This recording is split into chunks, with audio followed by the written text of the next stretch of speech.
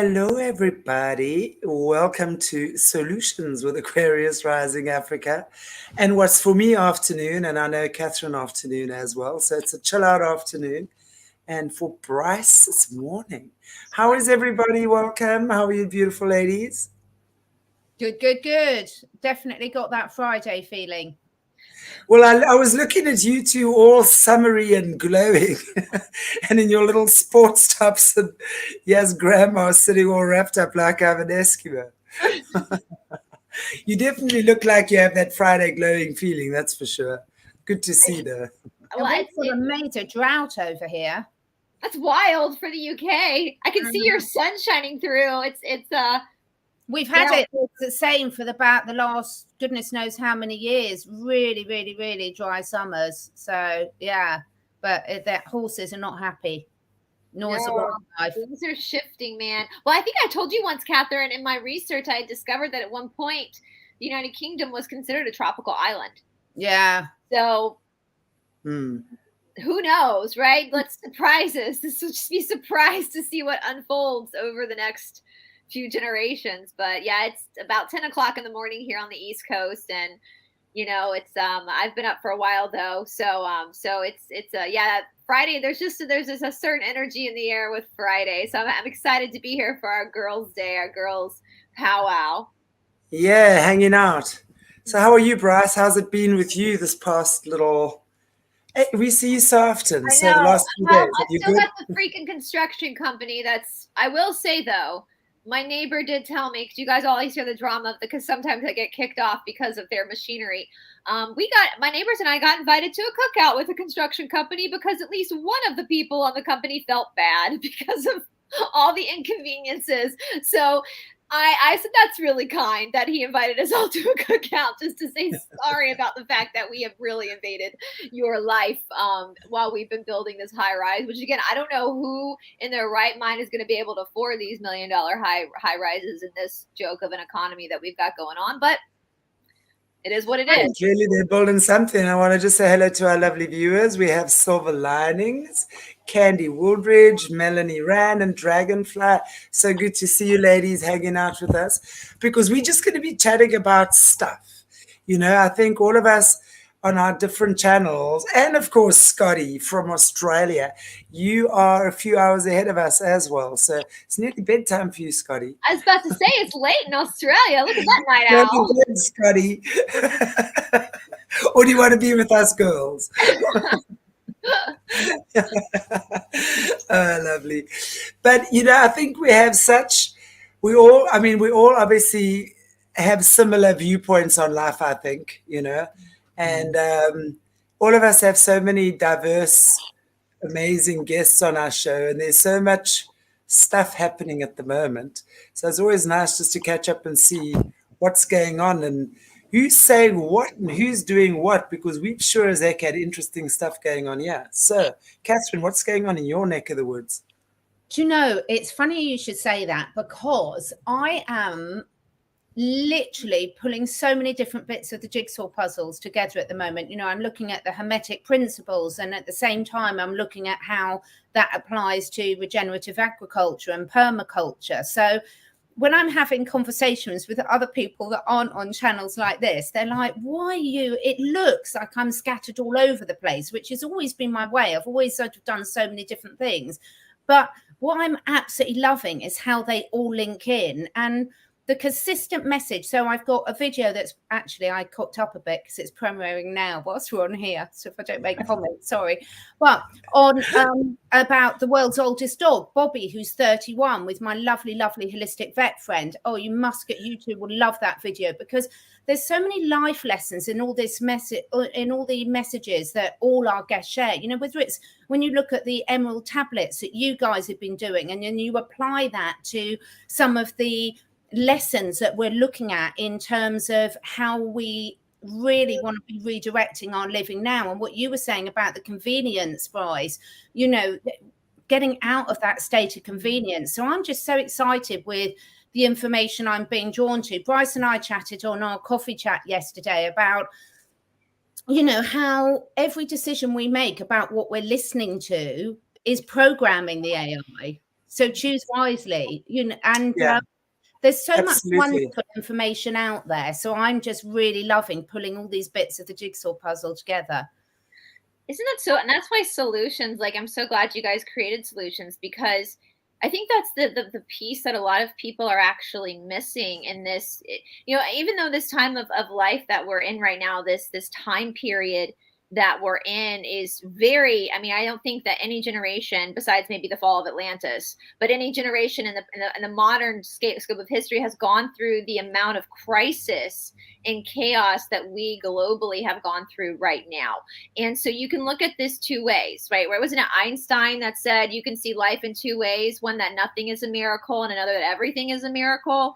And so you can look at this as like humdrum, awful, terrible, or like, oh my God, this is so amazing. I get to experience this sensation of this much friction and make the decisions. And I think the piece that people are missing, as both Catherine and Chanti and myself, kind of, I think that's one thing we all agree on, is it's not necessarily the EDO of knowledge. It's not necessarily everything we're learning. It's how you apply that. It's how you self-awareness. It's how you self-reflect in every situation, because if we want to get rid of the horrific things going on in the world, it starts with us. And I think the three of us understand that, and our viewers understand that as well, where so many people don't get that. They think they can just go vigilante on people but then another crop is just going to pop up. So it starts with that. As Catherine and I said yesterday on our chat, it's like, and Billy Carson has said this, like, you don't want to buy into this. Let's talk about the what's happening with the kids, with the I don't know what all we can say on YouTube, but you guys know, with the whole male female thing. What if we just like turn the TV off and like did community schools, as Sean's like, just it's like narcissists. If you ignore a narcissist, they eventually go away. And so when we feed into this and we feed into the fear, when we feed into it, it's important to take in the intel, yes, to understand what they're doing, but then how do we direct that energy in order to raise our vibration, to not feed into giving that attention? Because every time that Dylan, whatever his name is, her name is, whatever, that every time we fight back vocally, it just gives them more power to keep doing what they're doing and to scream bigotry. Instead, we just turn it off. And I know that's easier said than done, but it is that. And that is the as you were saying, Catherine, with the emerald tablets too. I mean, that's what Thoth really, one thing that's really cool about the emerald tablets is within each tablet, he goes back and forth between the macro and the micro, and where the two mirror each other. And that really the only way forward for you as an individual is going inside and like really doing your own work and really making choices for yourself. You can't rely on somebody else to do that for you, because you don't know other people's intentions. So yeah, it's very true. I mean, I really think that that's honestly the greatest message that we also try and put across. It's really all about self-awareness and really it's about manifesting for ourselves a different reality, because that is truly what it's about. We have the ability to create. We have let's say tomorrow you break up with your boyfriend, right? And you're heartbroken. 2 days later, you end up in a car wreck. 3 days later, something else happens. We just see how, when we're on a negative frequency, how so many things can just all eat us up at the same time, right? And it's very difficult to get out of hectic situations like that. But the more that we actually practice these things, and it's just practicing self-awareness, it's practicing, people always say to me, well, how do you raise your frequency? It's simple. You raise your frequency with your heart center. You raise your frequency by practicing loving words, kind thoughts towards yourself, firstly. You can't be giving it to another unless you're giving it to yourself. So the first thing it has to be, we got to check in with ourselves. We've got to make sure that everything within us is in tune, right? And then from that place, we can create in a much better, in much more productive way, put it that way. But we really are in a place where we're realizing it more and more. What's interesting at the moment with my workshop that I'm doing, part of what we're touching on, I wouldn't say touching on, a big part of the workshop is actually dealing with the inner child. Now, the inner child wound is very deep. And what I've realized over time is that most people don't realize how brutal the wounded inner child is. So unless we've done the work to get back to that place of inner healing and really healing the childhood wounds, because it's like, I love Caroline Myss. Caroline Myss speaks a lot about the archetypes and stuff like that. And according to what she's saying is that all of us have 4 main archetypes that come in here. And one of them is the wounded child. And that forms like the foundation of your home. Let's say you're building a home. It's going to give you the foundation. And everything else is like blocks or stories, if you will, on top of that. So if the foundation is not good, everything else is going to be crumbling. So a big part of our healing journey is going back to and we'll see it's not even just inner child, it's generational as well.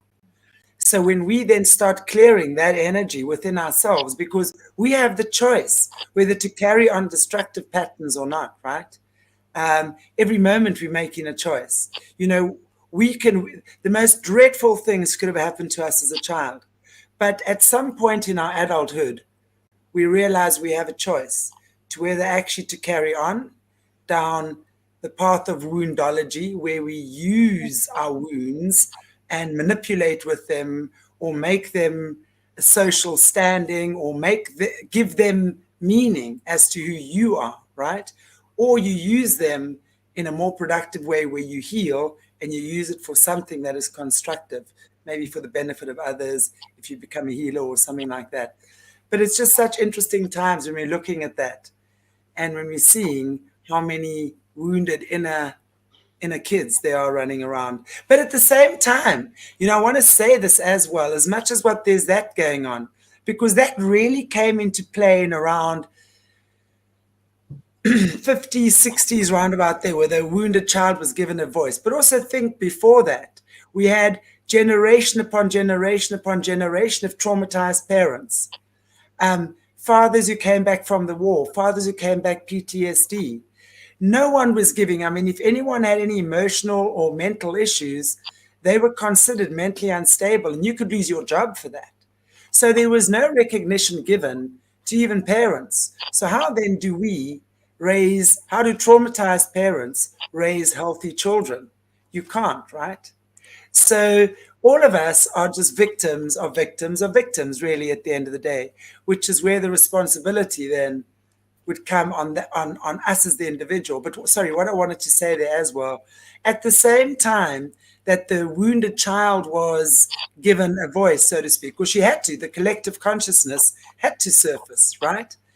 And at the same time, the other side of that was kind of like when people started realizing we are more than one dimension. We are multidimensional. Think about that, the whole hippie era as well. And also that's when they started making drugs. The CIA started making LSD and stuff like that. So people were experimenting with hallucinogenics and stuff like that and realized it was like the psychic boom, so to speak, right? So we then realized that we are multidimensional beings. And when we can start doing the whole introspective journey, because then also psychology became more of the norm. Now, if you don't have a therapist, you're unfashionable type thing, right?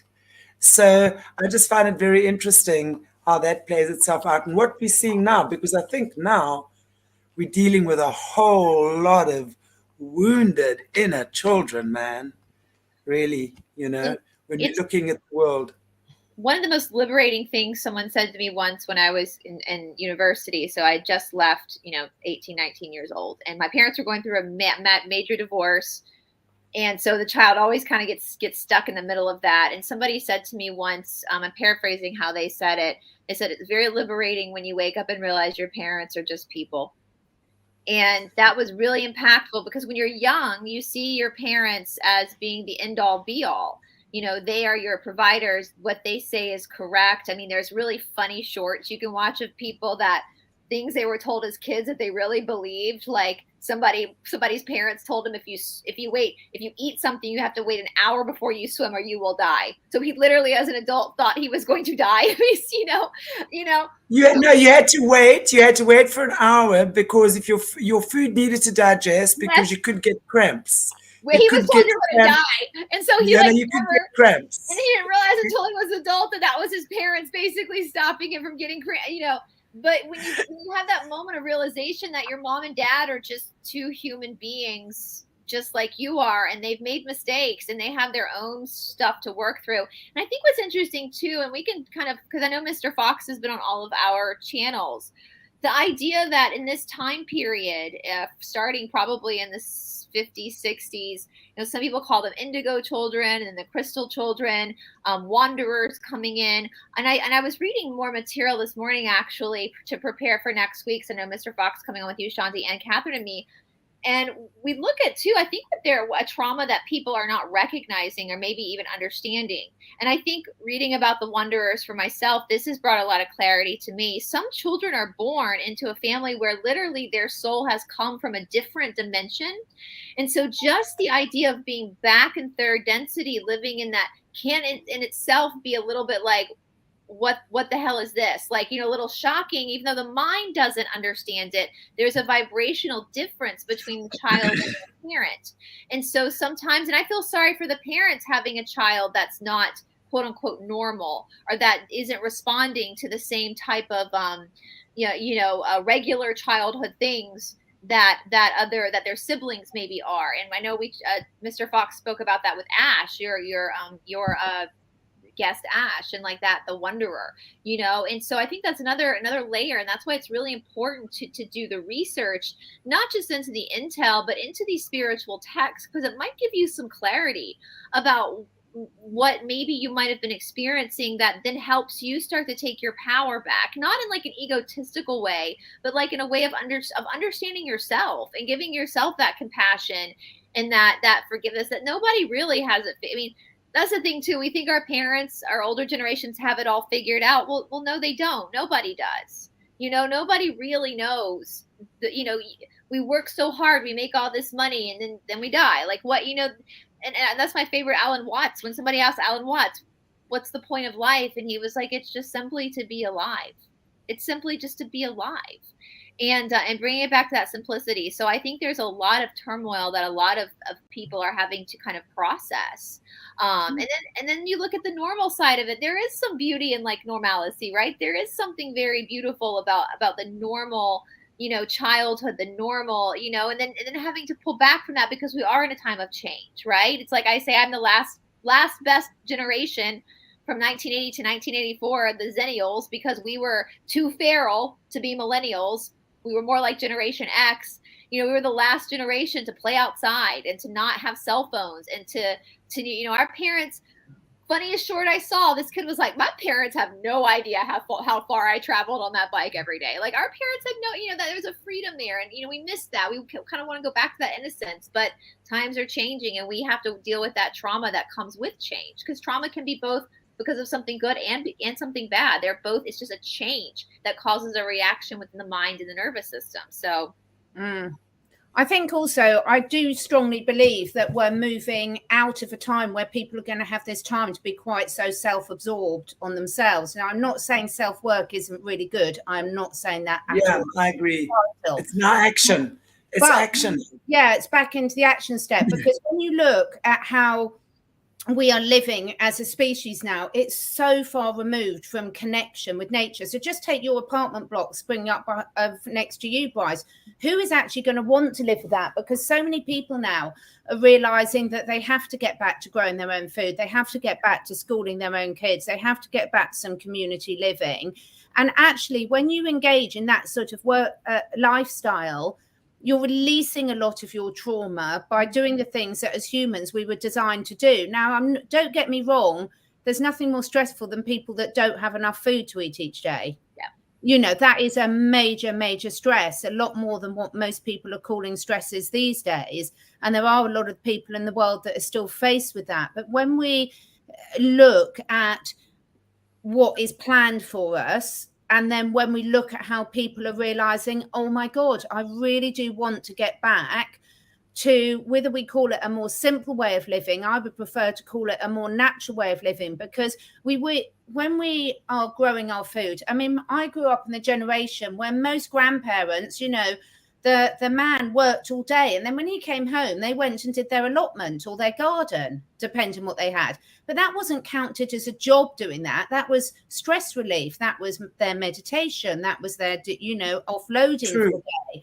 But now anything that's not organized leisure, we label as work. And therein lies the problem. If we saw that growing your own food and doing your own garden was your physical exercise, it was your mindfulness, it was your connecting back with nature, reframe it, then suddenly all these people are saying, I haven't got time to fit that into my day, would have time to fit it into the day. Absolutely. And it's what you were saying earlier, Brice, about, you know, we've got to turn the tide around. But let's never forget that this has been such a subtle influence. These guys have been so clever the way they've done it over so many years. And you're right, Catherine. I mean, you and I come more or less from the same generation. We do, right? Mm-hmm. Yeah. And I mean, I come from the farm. I had no idea.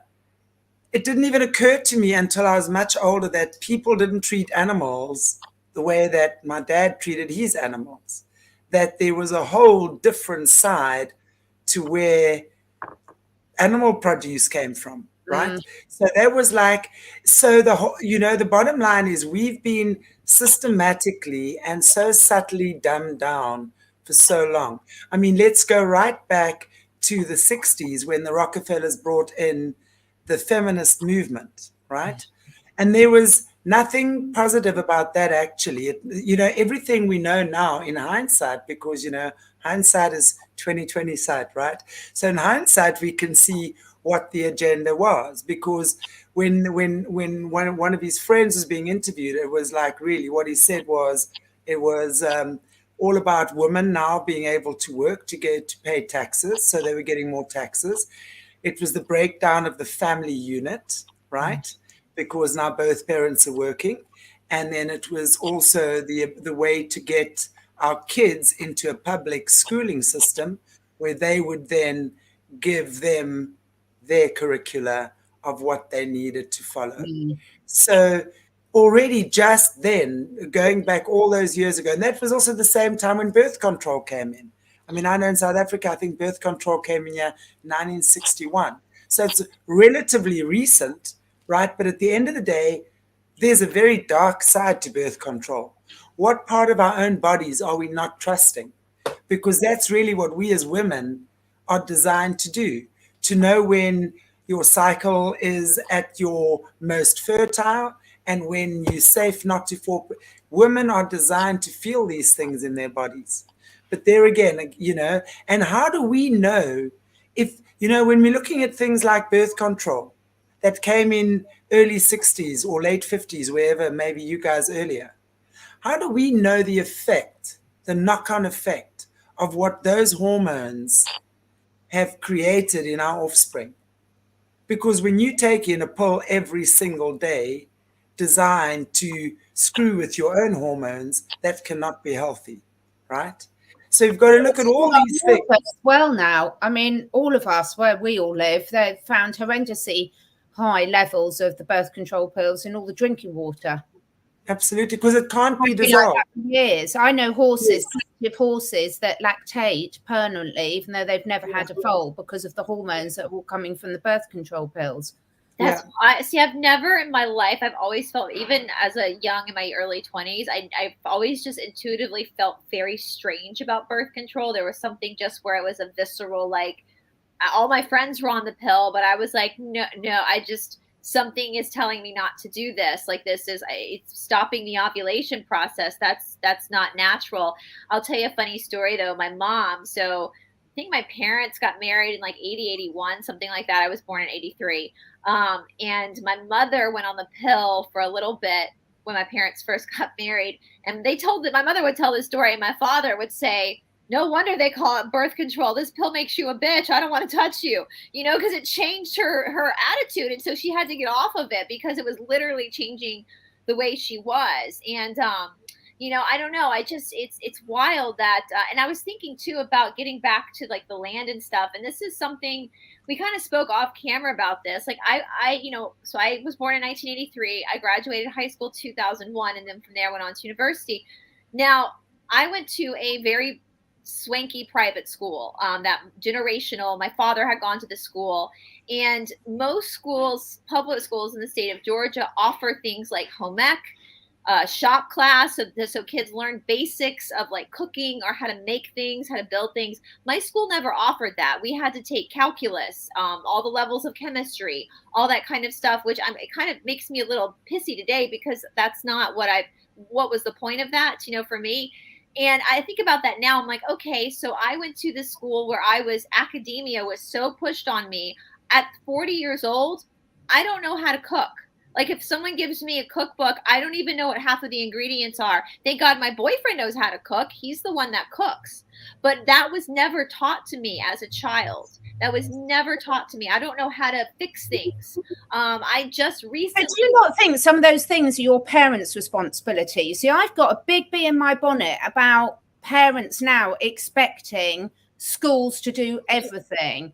And I say that's a parent's responsibility. And my mother does have some recipes from like my grandmother, some Southern, like I could do like a pineapple casserole if I needed to. Like it wouldn't taste as good as like my grandmother's, but so my childhood, my father started his own veterinary clinic. He was a partner with 2 other doctors. And so he was always at work. And so for us as kids, and this might be part of the programming with certain schools too. So my school, we would have to be at school at like 7:00 in the morning, and the academic day would go to like 3:30. And then we had required after school activity after that. So we had to stay on campus from like, it would start at 3:45 to like 5:36 p.m. So we were at school from 7 to 6. Then our school would give us at least 45 minutes of homework per each 8-hour class. And the next day we were tested on that. So the school was a self-taught, and then they would teach after they tested. So there was a lot of pressures, and I have I believe I was raised in what they call a narcissistic system. I believe the school itself was there was a lot of mental abuse. There was a lot of exhaustion on the kids. I remember when I was a freshman, like 14 years old, throwing up at school because of exhaustion, just being so exhausted and just going in the bathroom, just throwing up because I was just so exhausted. But my mother, so we ate out a lot as children. Like we went to restaurants almost every single night after my mother picked us up from school. And I understand why now, because she was alone all of the time because my father was always at work. And so no, I never, we never, I'm sure my mother would have taught me something if I had asked. But I think I was so bogged down with schoolwork and having to survive at the school. I mean, I laugh about my college experience, university. My friends and I we went to the same high school would call each other at our different colleges and be like, how come university is so easy? Once we got to university, everything was a breeze because we had already done that all the textbooks we had were the same textbooks we had at our high school. And so university became a breeze. And it was almost like, what are we missing? All these other kids are just now learning this. We already had to go through this. And so I think it was. But I think, sorry, I want to just say something here about that. But I think that's exactly what I agree what Catherine's saying as well. And I agree with you because I think from what you're saying, and please, nothing personal against anyone, right? This is just what you're saying. You were raised in a narcissistic system where already, right, it was now necessary for 2 parents to be working. And oftentimes, yes, but now remember, oftentimes now for the first time, also there's the divorce rate is climbing. And it's not the first time there's single parents. We got to look at the statistics here, right? And I'm busy looking at that now. So during this time, the divorce rate is climbing because, and if you're just speaking to people, and this is not any research I've done, but suddenly just speaking to people over the years, suddenly for men, there were women in their offices. And suddenly women, there was other attractive men. So this whole sphere of the dating pool, if you would, I mean, a woman having an affair before that was unheard of. You heard of men having affairs. Women were at home nurturing the kids. And I often look at the African woman here. I tell you, I was saying to one of my friends the other day, I think the hardest life on the planet right now is that of an African woman, because a lot of them still have that where the African males are very chauvinistic. I'll tell you that much. They've got this very male dominant thing, and they will do work, whatever. They have wives and children all over, and the long suffering wife stays at home, cares for those children, pays for them, works her ass off as a domestic.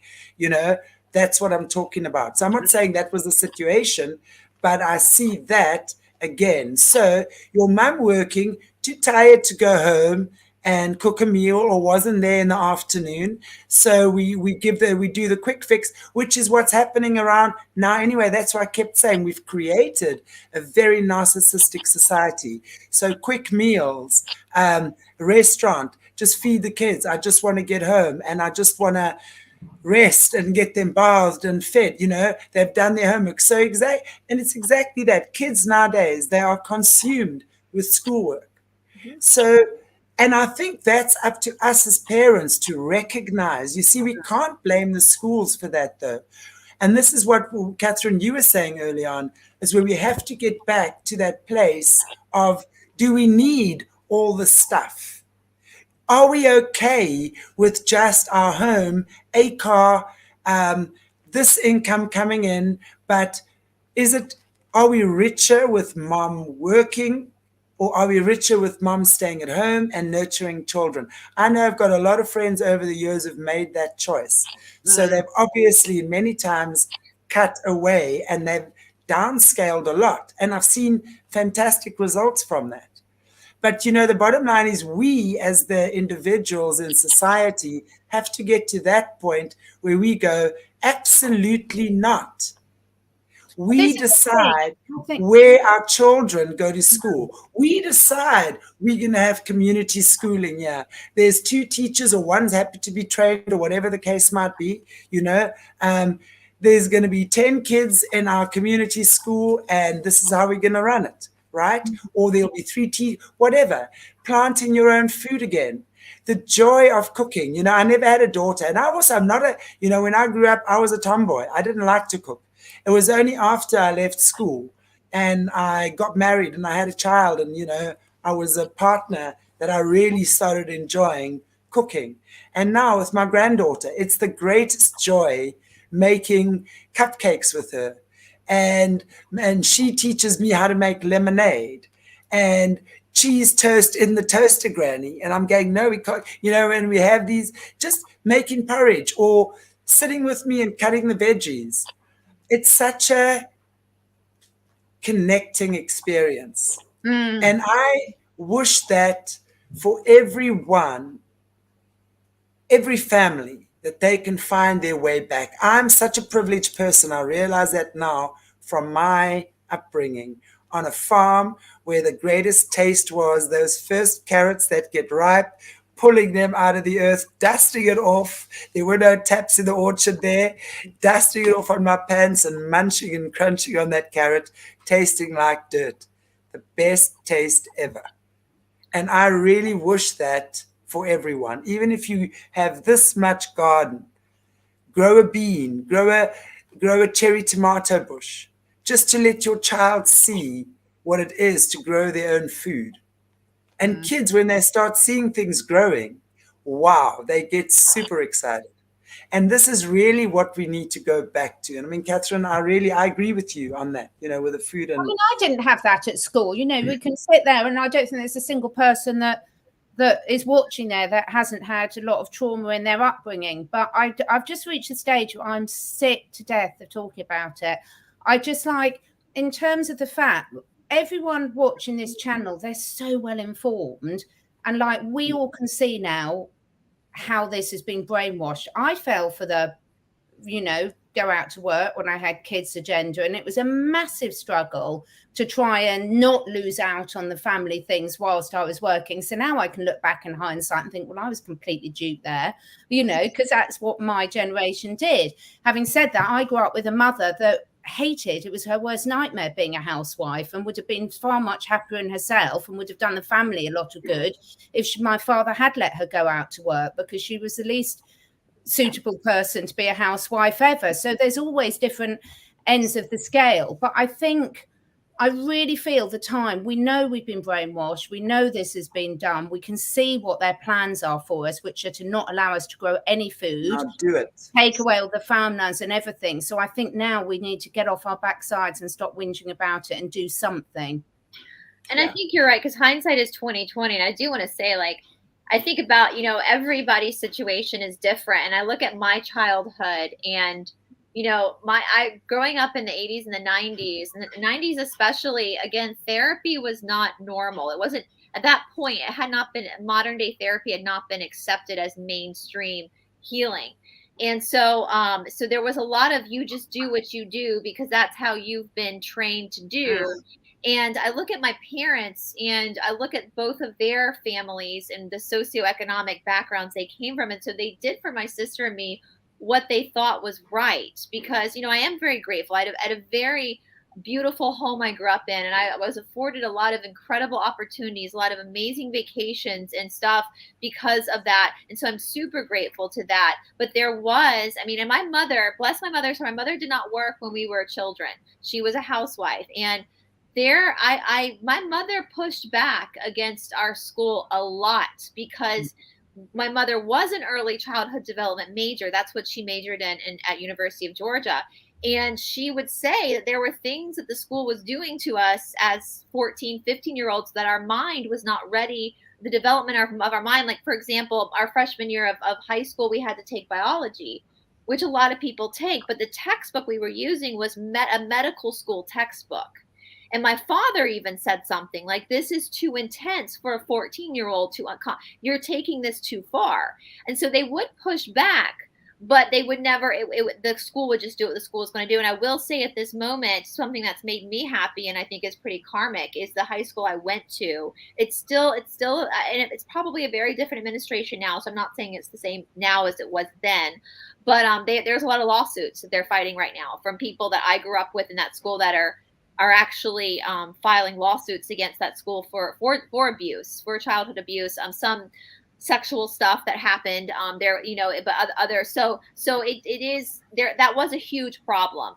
And it was a problem, I think, that was bigger for my parents alone to deal with. And there was no way they were going to pull us out and put us in the public school because that was not social. That was not the social norm for their environment or how they grew up. So they were just trying to follow the guidelines of this world that they thought was what they were doing, what was best for my sister and me. And I will say, because of my boyfriend always laughs at me, and he was like, this is your private school upbringing because of the way I do my channel, the way I can research, the way I can create.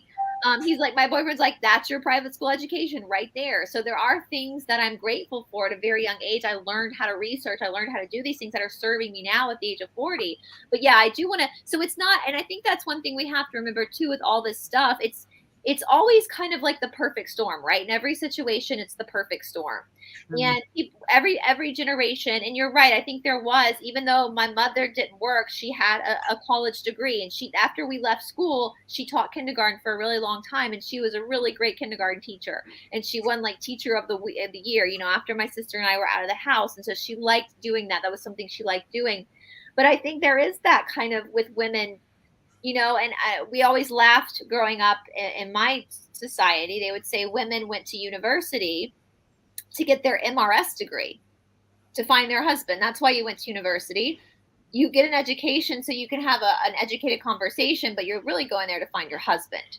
And that was kind of so that he could provide for you. And so there is that old school Southern idea, but then you also have that, like for me, I don't know if I had kids, I might be like your mom, Catherine. I don't know if I would be the best housewife in the world. Like, I don't know if I'm going to ever be the woman that's in the kitchen making cookies every day. You know, I'm the woman that's going to play Led Zeppelin while I make my kids help me mop the floor because I don't want to do it by myself. You know, like it's so I guess it's just different dynamics, and it's finding that how do we go back, especially with women? How do we find that balance now of women being equal to different? I just want to say that just on that note, I think the point about the food and is nurturing, right? So it's the nurturing element that has been lost. So when you say, how do we go back?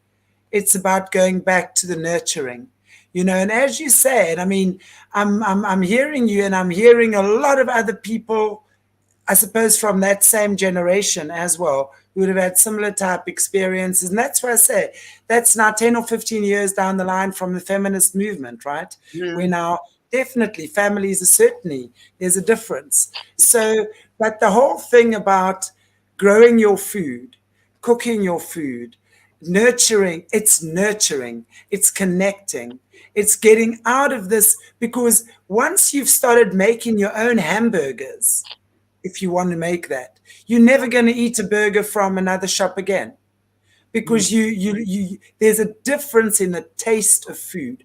There's a difference in the quality of what you deliver yourself as opposed to what a fast food or a quick spa restaurant is going to offer you. And that's what I'm saying, from this, so many people have lost out on that privilege of actually spending time. And, because they then, for a long time, this whole housewife narrative was very unpopular.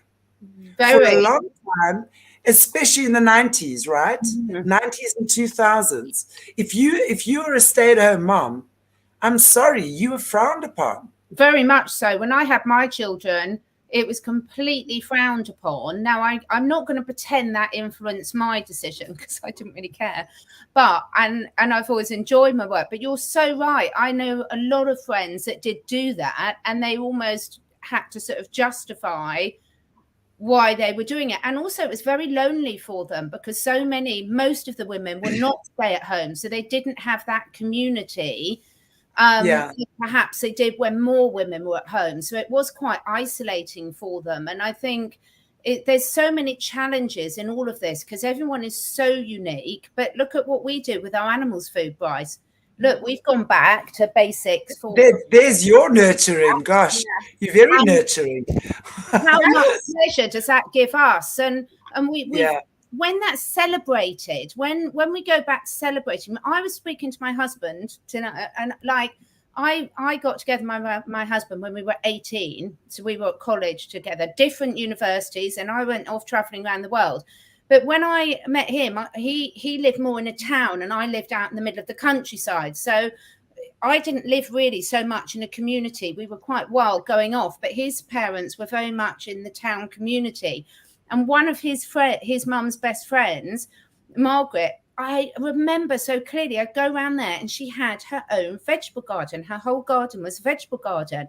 And I was blown away, because in my grandparents' generation, they all had their own allotments and vegetable gardens. But in my parents' generation, they didn't. So I was like, wow, Margaret's amazing. Her tomatoes taste incredible. It was so rare.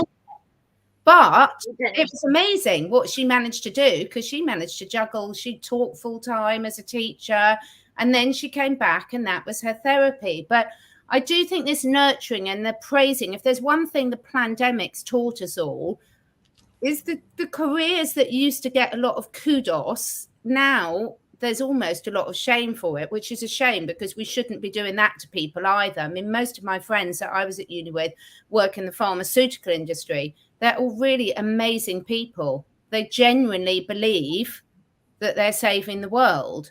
So I think getting away, but now look at how many of us really want a neighbor that can mend fences, that can do practical skills, that can grow their own food, that knows how to look after animals. This love and appreciation for the people that do what we used to call in our stupid class list, Great Britain, the blue collar works. They're the ones that everyone wants now. They're the ones that people are looking up to now. It's really amazing to see. My dad said that to me once, right when I just got out of college, and you have these fancy degrees, what are you going to do now? And he would say, it's also important to have a vocation, just to know how to cut hair, know how to like, and I don't know how to do any of that. I mean, I'm laughing because if I had a child with my boyfriend, he probably would be more of the mommy than me because he knows how to cook, he knows how to sew, where I don't know how to do any of this. But I will say with the nurturing thing too, when you're talking about that, Chanti, so that's also a me thing as well, because I, growing up, I was allergic to all, I mean, I still struggle with food, with allergies. And so mealtime, whenever we would eat out, was always extremely stressful for me as a child. I would get, because my stomach would hurt. And when I was 6 months old, that's when my mother started noticing that I was having major reactions to food. And it took me into my 30s to figure out what the dosha system and my RH negativeness and like why my body reacts to certain foods. And so therefore I was able to then, now I know how to feed myself in a way that I'm not going to get sick. But even my boyfriend and I were talking this morning because next week we have to go to a friend's cookout, and our friend is very concerned about what is Brice going to eat. And my boyfriend was like, "Don't worry about it. She'll be fine. She's figured. Don't stress about it." So in a lot of ways, for food for me as a child was not nurturing. That was punishment. It was a fear of stomach aches and not being able. And I would cry. My mother said that when I was in kindergarten, I came home and asked her, crying one day, if she would just put crackers in my lunchbox, because our teacher was making us eat all of our lunch, and it was hurting my stomach so bad that I begged my mom just to put crackers in my lunchbox. And so for me, that's when I first started dating my boyfriend, he would try to cook for me, and I'd be like, please don't, just because it for me correlates into like if I were to have to go on a first date again, going out to eat would be the most horrific thing in my mind, because I don't know if I'm going to have allergic reaction to the food. I don't know how that's going to affect me. And so I would rather go like hiking or go paddle boarding or, do an activity with someone versus sitting down to share a meal. So for me, I think, and my mother was very nurturing to my sister and me. She was very cuddly with us and very, in other ways. And my sister, it's so funny because my sister is like rocking the housewife lifestyle. My sister is constantly posting on her Instagram. She's learning how to make bread from home. And I'm just like, did we grow up in the same house? Like, so she's and her kids, and she loves it. And she even posted something the other day paraphrasing, like, go to college, they said, go to university, they said, get a degree, they said, which she does. She went to Auburn. She has a degree in hotel management. But she's a mom. And that's what her and her husband decided, and that's what she loves. She loves being a mom and making dinner for her kids every single night and being there for them after school and and doing the mom thing and she's really good at it. She's just really good at being that mother, and it's hard. Like she's got 3 kids. I go to her house and she's got the hardest job out of anybody I know, with 3 children, all different ages, all different sports, all different homework levels, and just trying to manage that. You're in a management position, right? When you're a housewife, you are literally managing. Can you see the comments, Brice? Look at the one from Lisa. I think that's absolutely brilliant. My mum did a garden with all 9 of us. Oh gosh, you know what I mean? Look at these super women that are around. It's just absolutely. I love it. Yeah, I saw that. It's 9. So cool. 9. That's amazing. That's a miracle. I know. Yeah, it's that everyone's got these different things. I think also your culture is very different, because like in the UK, we don't have an eating out culture nearly as much. It's more that's big in America. Yeah, most people wouldn't go out because it's too expensive to eat out. And what I love now, this is where so much of what we're becoming aware of now is actually going to count in all our favor, because most people don't want to eat out now because they don't know what's being put in their food. So it's like these people who are watching today, I think the more you know, the more you want to take that control back yourself. So it's very much the drive is there for people now, which wasn't before, because ignorance is bliss, isn't it? In some respects, was now we know what we know. We're like, we want to go back to how you grew up. And my mum always cooked from scratch and everything. And, we didn't have the big supermarkets then. We didn't have takeaways. And therefore now people they're saturated with that. There's no pleasure in it, is it? Look at the Italians and the French. Their meal times are such social. Those Italians. I mean, I love Italian food. Italian and Indian food are by far my favorite. And I want to tell you, the place I've not been to, one place I've not been to yet is Italy. And I'm going there just to sit and drink their wine, the vino that, yeah, that's actually the Portuguese wine, but still, that the fizzy wine. It's not, Pinot Grigio. yes, Yeah. Pinot Grigio, exactly. And everything. Oh, I love it. I actually and waiters and their ski instructors are pretty hot as well, I must say. My time in Italy that I spent. Don't get grandma going, yeah, Catherine. Yeah, no, seriously, Italian men.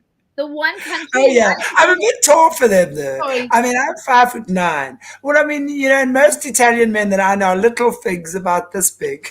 My brother-in-law is Italian and he's very short.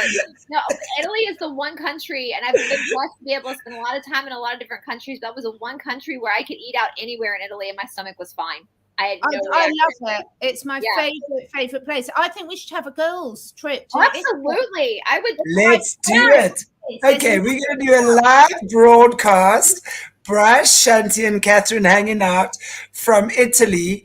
We should manifest the time frame, but let's just talk about that. Actually, very soon. It's my favorite place. Let's check all of this stuff and see. There's nothing. Okay, then let's look at I know tomorrow's going to come to Australia again, but I need to check this stuff to make sure. But I would love to go. No, Australia is terrible. They'll probably want you to have 17 before you get in there. And they will spray you, Brice, when you're on the plane as well. Italy was one of my favorite countries. Spending time in the Italians. We should do a tour of. I've been to the Vatican. We could do a whole. We could be the ones being like eating the popcorn, being like, this shit's satanic, right? have the Italians like very passionately chasing us away. I know, right? They're so kind, though. When I was in Rome, especially Rome, they were so kind. Anytime my friends and I was with a bunch of girls, a bunch of Americans, and every restaurant we went into, because the restaurants there are smaller than like our restaurants in the United States, they're very personal, and they were just very, very welcoming and very excited to see us. And like I said, I noticed right away. Usually when I go to a country, I have to be very careful because of my allergies. But in Italy, I was totally fine. Every restaurant I went to, totally fine. Had no reaction to any. The Airbnb we stayed in was lovely. Actually, the woman who ran it, if I ever had an Airbnb, I would do it the way she did it because it was absolutely perfect the way she had it all set up. And for sure, we should do like truther trips or not seeker trips of people. No, we've arrived. Found trips. The arrivals. I'm not seeking. I've long ago stopped seeking. All I'm doing is putting into action what I've sought. That's what I do. I'm loving this comment as well. I want to just show my styling. My grandmother taught me how to cook. Both parents had to work, and they were war refugees from Europe. So many. It's true. And think fast food is 3 times. And I love that. There's something amazing about grandparents. And you know what? I didn't have. My grandmother died. I only knew the one, and she died when I was 9. And she was the very psychic one. So I got a lot of my gifts from her. But, and as well, as Gail's saying, my mother cooked from scratch. She was old school cooking, miss her so much. My mom, I got to tell you, wow, that lady could cook. And of course, in Africa, we had nannies working for us. Mm-hmm. So my nanny could cook. The one cooked a lunch and the one breakfast. So the breakfast we had were at another level. The lunches we had were at another level. Wow. So I've really, food. I don't know how people don't enjoy socializing without food. And I get what you're saying, Brice, because I just think to sit down with a friend and have a salad or a meal or something, it's such a good way to connect for me. I love food. I absolutely love food, but I had a similar experience to you because I couldn't tolerate dairy at all. And when I was very young at school, they used to make you drink milk. So I used to give it to my twin sister because that would just make me sick. Yeah. But I do love food. And so I can't wait for this Italian trip. Who's coming to join us? Let us know in the chat. So, we definitely going to do the Italian. Lots of alcohol, lots of good. That's the thing too. And now that I'm older and I've studied the dosha system, that really helps me with my food allergies. I know how to feed myself so that I can enjoy food with, but if I go to a restaurant, but that's true. I think that's a big thing too. You mentioned, Catherine, the American culture is very much, you eat out a lot. That's very normal in the American culture. And most of my friends Isn't that part of that system though? When we look at that whole system of disconnecting, that whole eating out, and I remember watching something on TV many years ago, and this is before I even understood about these things. And they were talking about how in America, when they started making ice creams and stuff, how they added a lot more sugar than what they ordinarily should have or would have, because that was a way to get people addicted, because sugar is hugely addictive. So all these little things that they've put in, exactly like McDonald's and all of these huge restaurants that they put so much energy and effort into marketing, I and will say, we always the never ate kids, fast right? food. We never They're ate always going for the kids. They're marketing the kids, because if the kids decide they want McDonald's on a Friday, mommy and daddy, and there's 3 kids all demanding McDonald's on a Friday, mommy and daddy have little chance of saying, no, well, we're going to go and get you a health burger from. And I will say, we never Green. ate fast food. Fast food was never, it was always at a sit down restaurant. Yeah. No, sure. I'm just saying, but the I whole will fast food say industry a lot, has gone. what's common in what for my generation too was Pizza Friday. So a lot of parents would order Domino's or Pizza Hut on Fridays, and it was a treat for the kids. And so, and I looking back, that's not, a lot of my friends went out to eat almost every meal with their family. It was not, it was just, that's a very normal part. I mean, you go up in a block from where I live, and it's just a row of restaurants, for our city here in Atlanta. So yeah, that's and you're right. I think it is part of a bigger issue, because parents are not able to, even though my mother was a housewife, she didn't prepare food all day. She was doing book clubs and all this kind of stuff. And so, so, and maybe if we went back to a more natural way of eating, I wouldn't have so many food allergies. I saw a great. I think it is so true. And I'm really, it's the way the world works is when they push too far in one direction, it backfires, because then people start really craving the very things that they're trying to keep away from them. And which is what's happening now, and I love it. It's true what you say. Catherine, we will be pushed to a certain point. Some of us are going to get pushed over the edge, but in the next life, that'll be different. Yeah. But it really is, and most of us will start, and that's why, especially with the Zappity-Doo, a lot of people started waking up, and still a lot of people waking up, even though they may have had it. A lot of people who've had it are waking up, but it's a slow process, because the programming has been strong and deep and subtle, and it's been consistent for what, if we're looking 50s, 60s, that's like 50, 60 years. And it's difficult to get yourself out of that cycle, isn't it? I mean, Chanti, your children are grown-ups now. Brice, Ravi's pretty good at looking after himself. But in its seriousness, there's a lot of choices that I've got now at my stage in life that would have been really hard for me when my children were younger, because yes, we could have sold the house and done things like this. But, that's the thing, is everyone watching this will have different stages of their life. But I just look back on it now and say, well, luckily my children have worked out brilliant anyway. But now I can do all the granny things when they have kids. I've got the rabbits. Love this comment. Yeah. Yeah. I love that.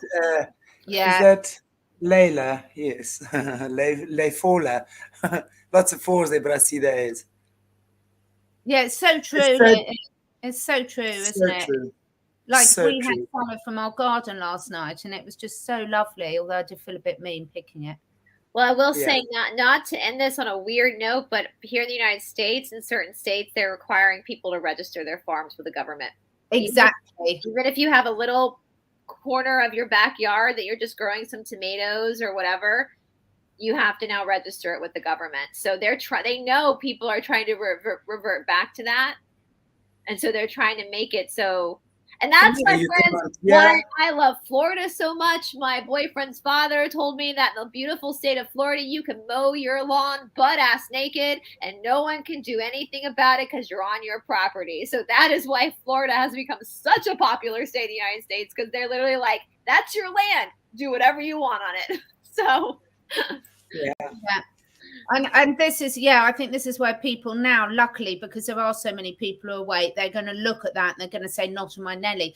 Over here, if you have farm animals, even if it's on your property, you have to register them. But most people I know are not doing it and paying cash for the food and things, so they can't be traced, because we all know what happens when they release the next thing out. The first ones to go are the animals. So this, absolutely. People are getting so aware now. They're getting so aware. It's beautiful that we are waking up, that through these trying times that we are. And, just then again, in closing, it's so great to have the likes of you guys as well, all of us doing our bits, our amazing viewers who are there. And I know everyone shares a lot of stuff that we talk about, and the awakening has been amazing. And I want to just say, to our viewers out there as well, thank you so much. It's really great to have you guys. We get so many emails and messages, I'm sure, between the three of us, from amazing people telling us stories, sharing links, and just spreading the word. This is the way we do it. Anyway, this has been a fantastic conversation again. Just like when we start, we have no topic. We're just going to chat and see what comes up. And it's wonderful to see what has popped up on our little round table today. So in closing, Catherine, is there anything you have to say? And, just in closing before we say goodbye. I think it's brilliant to see how resilient people are, and how I'm excited the direction it's going. It's been going the wrong direction for so long, and now we're doing a very steep U-turn, and I think that's going to have so much knock-on benefits for the whole planet. Absolutely. I look forward to that. It's already happening. We've just got to see. Just got to look in the right places. Just because we're not seeing it doesn't mean it's not happening, and just because we don't know the people that are doing it doesn't mean no one's doing it. So I think it's all just going to come together, and one day we're going to go, oh my gosh, you're doing that, we've got to complete everything we need. The puzzle is complete. So I look forward to that day. Brice, anything you want to end off with? If it's okay with you, Chanti, I don't want to take up your comment section, but would it be okay if our viewers left like their favorite recipe from their childhood, and like if it's quick, easy, they can just share with everybody how to make it? So everybody can share with each other, like whatever country you're from, like whatever is it. Like, that's actually a great idea. Since we're talking about food and how nurturing and how enjoyable food is, you guys are welcome to do it here. Obviously, we're going to end the live shortly, but on the comments in the recording, it would be really cool to see what your comment. Your recipe, if you can, or just the name of your dish and a link to the recipe or something. Your favorite food is, your country food. I know that most countries have traditional food, or at least a couple of traditional foods or drinks or something. So I will tell you, one of the big things down here in the South is sweet tea. We drink it cold. And I'm sitting here thinking, my dad's mother, I got to find her recipe. She was from South Georgia. She made her iced sweet tea with pineapple juice. So if anybody can find that, it's really good. It's cold tea. That's very Southern. We don't drink hot tea down here in the South. We drink cold iced tea because it's too hot. It's too hot for hot tea. So, what, you mix it with pineapple? My grandmother did. Not most people. Oh, okay. That was my grandmother. She would make drop biscuits. For us, biscuits are not cookies. They're savory, and she make drop biscuits from Quitman, Georgia, and iced tea, a sweet iced tea, and she would put pineapple juice with it. She was the only one I know who would do that, and it was so good. And I don't know if my sister is watching right now. If you have the recipe, someone's got to have that recipe because she's no longer alive. But you go get that recipe from your mama and you pop it down there. Try the pineapple. Yeah. Pineapple iced tea. I'd like to try that because I like pineapple juice. So refreshing on a hot day. Yeah. It's one of my favorites. I won't tell you what I find refreshing on a hot day. But anyway, Okay, ladies, it's been an absolute pleasure having you on again, and we're going to see you back in about a month's time. We will confirm what Friday we're going to hang out again. So good to have you, as always. And have a beautiful, beautiful, beautiful weekend. Catherine, I'm loving your videos with you walking around and your herbies and your that Oh my, horse of yours, that horse, that that horse, that face. I know, they're so cute. They're the cutest ever. It's like, oh my God, they really are adorable. Yeah. Yeah. What was his name? Roman. He was sitting down, but Romeo. Was Romeo the one that steered us down that day, Catherine? Were we on a live show? Yes, that's right. So we were on a live one, I think, with Mark Atwood, and then suddenly Romeo came and poked his head in the door. He's so He literally hysterical. did this and just stared the whole time at Catherine while we were filming. And I was thinking, if he were a human man, that would be creepy. But the fact that he is a horse is hysterical. He was like trying to tell Catherine. He wanted to come in and join in. Yeah. Yeah, he's adorable. Yeah. Oh, fantastic. He's Yeah. awesome, Romeo. He's awesome. I mean, I just saw that face of his in the picture, and you just see that's the cheekiest spirit inhabiting that body. And then I've got little Charlie, the Shetland, and he's the best dressed management because even really grumpy people, when they see a Shetland pony, they can't help but be happy. He's so cute. He's so cute. Yeah. Totally. Oh.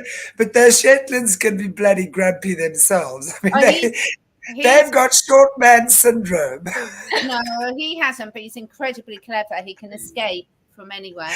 So Animals are hilarious. I absolutely adore them. I mean, I also grew up on the farm riding horses and had such fun. I mean, it's the best thing. Anyway, I really look forward to seeing all your your recipes, guys. Yeah, dragonfly shepherd pie is my downfall. Yeah. Make a ricotta cake for Christmas. Now that's my kind of cake.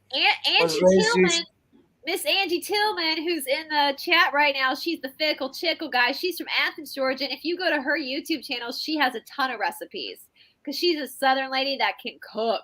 So, so if you guys want to look at some, cool. I can't wait. Maybe we should video ourselves trying to make dishes from other cultures and see. That might be a comedy of errors, but.